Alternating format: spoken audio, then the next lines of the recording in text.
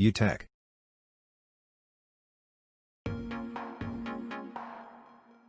Open the Action Center.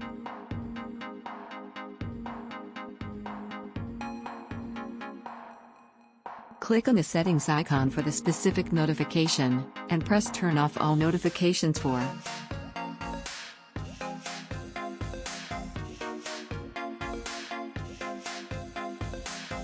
If you don't have any current notification, go to Manage Notifications.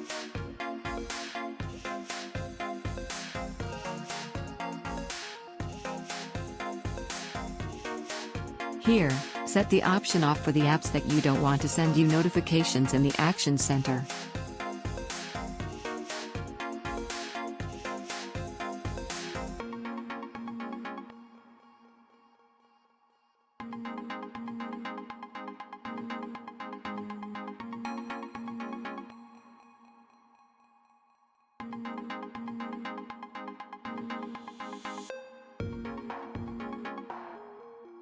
Thanks for watching. Subscribe and check other videos.